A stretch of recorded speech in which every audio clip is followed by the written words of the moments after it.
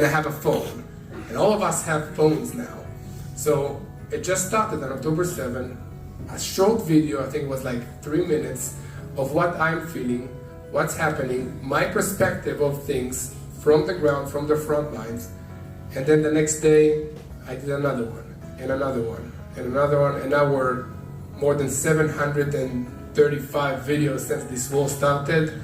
And we started with like 100,000 viewers, subscribers, and now we're at 1.6 million subscribers. So it's just amazing that if you just take a step of faith towards what God is telling you to do, then He will open unimaginable doors in your way, and you can really share His love in a very powerful way, a lot bigger than what we think that we can achieve throughout our own strength. So this is something that I think God did in this war for me personally, and I think this is a fact that when you share the truth, you are a lot stronger than all these lies. But to be honest, guys, we are losing this war.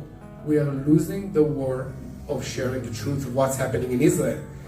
And this is crazy. We are the only democratic state in the Middle East, and still we are portrayed as villains, as monsters. Right. Why is that? And I think it's because many people know the truth but are quiet. So we need to stand up, each of us in our own world, just to stand up. And I'm speaking to you guys, and you're like in the third level of making a stand for Israel. So I say the first one is to listen, to understand what's happening, and share the truth. Then the second thing is take action in praying for the peace of Jerusalem, right, but make it personal. When you pray for something here. And then the third thing is coming to the land of Israel and standing shoulder to shoulder with the people of Israel. So you're here at the top of the line of being active, and I thank you for that very much. I want to disturb you this time. I want to add something about that. Some people might not like to hear what I'm about to say, but Yair here mentioned something very true. We're losing the eighth front of this war. Israel is so amazing that, think about it, we've managed to kick the tusik out of all our enemies in the most creative way. 7 fronts, doing it back, like it's just insane. We went on them full on ninja on steroids, Jewish ninja. And the world had to stop us. Okay guys, don't defeat Iran until the end, okay? Don't destroy completely Hezbollah and Hamas, you're doing it too good. But then comes the 8th front, social media, and we're just losing terribly. And then you say, such a bright nation, a startup nation, the nation of the Mossad, the IDF, the Israeli Air Force, and we're losing so badly on that front.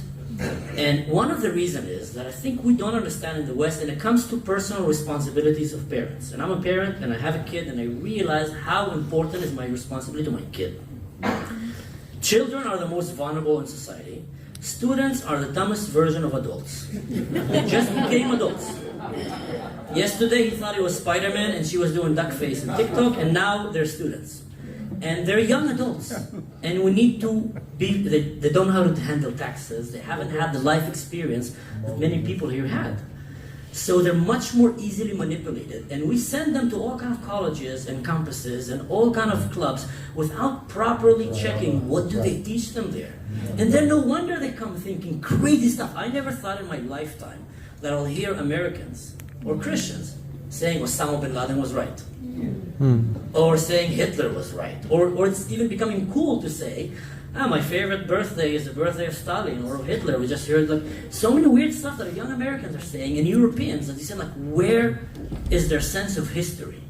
One of my favorite quotes from Bibi Netanyahu actually was that Israel is sick and tired of taking advice from people whose sense of history doesn't go beyond breakfast. And it's so true. And we see that with the young generation. I think that is why we're losing. Yair mentioned here, that we're losing that war. We're losing that war terribly. And it's dangerous, not only for us, but for them. Because a nation that forgets history is doomed to repeat it. And if we don't make sure that our young ones know things that are black and white, come on guys.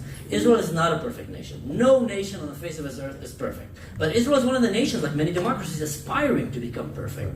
They're trying all the time to improve the rules that they have. I just came from Germany. Every time I'm super surprised when I go through the train and I hear the announcement in Hebrew, in Arabic, and then in English. And I said, like, what a beautiful thing. And you see so many people from all the nations sitting there, feeling free and safe. So Israel have a lot of good qualities. But it has also things that we need to work on. But the question is, it's quite clear the difference, day and night. Look at what's happening in Sudan. Look at what's happening in Syria right now to the Druze, my people. Look at what's happening in Palestine. Finally, Christianity in the world is taking responsibility for what is happening to Christians around the world. We have completely lost the sense of identity, and we have completely allowed our children to be left vulnerable for people, for predators who will come and destroy it. Because a nation that cannot come and destroy you, the Christian, the Western Empire, the easiest way to do it is from inside. Now, I speak Arabic, and I remember one of the things, and I'm sorry for, but it's important. One of the things that my professor in university, a Muslim professor, told me, and it completely brought shivers through my spine, it was 15 years ago. He said that in the Muslim Brotherhood around the world, they keep teaching that Islam have tried to destroy Christianity twice by the sword and failed. The third time we will destroy them from inside, without a single sword. And then they added the key perimeter. They said, the problem is that the West have forgot their God. And they have put man, and this is Islamic, and I've heard it myself with my own ears because I went undercover a few times to mosques and demonstrations in Europe to listen. They said, Christianity have taken God out of the picture and put man. It's all about me. I'm important. How I feel, who am I, my pronouns, and all kind of stuff. We Islam, we don't care about that. Man is not important. Allah is important. That's why we will win, because they don't have an identity. And I feel that we really need to take care of our children, make sure that they are aware of who they are and not ashamed of their identity. Stop teaching them that your country is a terrible country. If migrants want to move to your country and not stay in their country, there's something good happening in your country. People want to go to Europe because Europe is a good place. People want to go to America because America is a good place. So Americans and Europeans, so stop teaching them that they're a bad place. That's why I love the social media platforms that are available, because the audience can reach out to me directly, to all of us.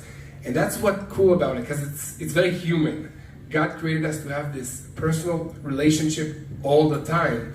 And I think that we need to interact with our audience. Enough of these like speaking and one person is speaking and everybody's listening and then clapping at the end.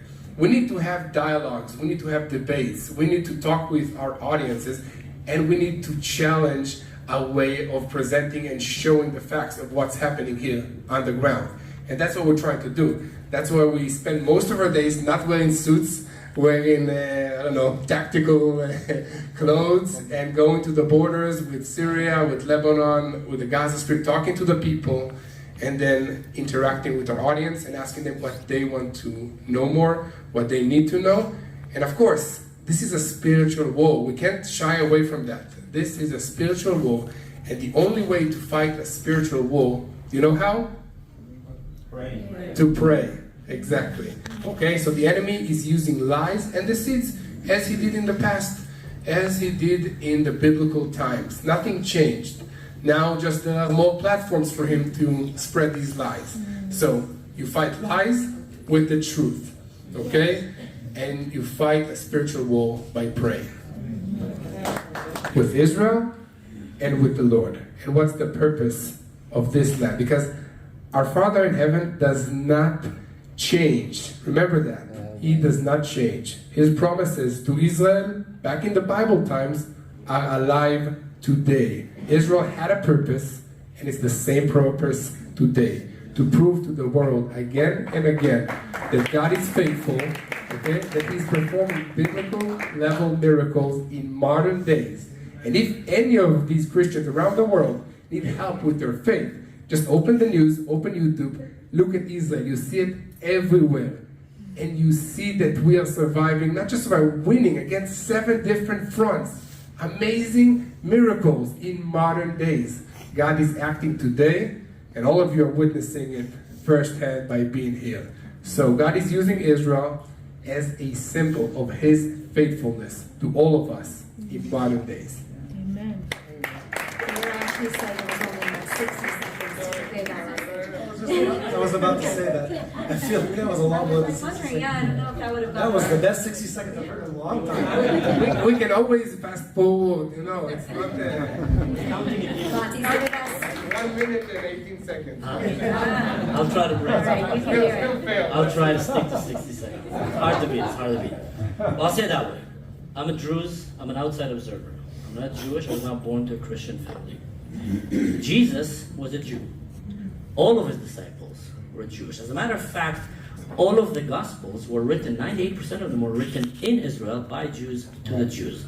So when young Moshe or young Menachem or Hannah were sitting folding the fishing net, and they heard that there's a man of Nazareth that just came to speak through the town and teach about this new religion, they ran there to hear the gospel from a Jewish man about the Jewish people. They couldn't even imagine that one day there'll be people that will claim that the Jews are not the Jews that is written in the Bible, that the land of Israel doesn't belong to the Jews. They couldn't even think about it. They didn't have TikTok, they didn't have Booking.com, they didn't have the internet. They couldn't even imagine that the first man to land on the moon will be a Christian, which is a direct descendant from that religion, the Jewish religion. The first Christian church was a Jewish church. So that means the connection between Christianity to Judaism is very strong from the beginning. And as you as a young Christian, go to church, talk to people physically, grab the hard copy of your Bible, read it. Be careful of TikTok. Be careful of Instagram. Don't get your information from there. It's good to get all the information, but focus on the hard thing, the solid facts of history. How many seconds? Golden Mati. Oh, man.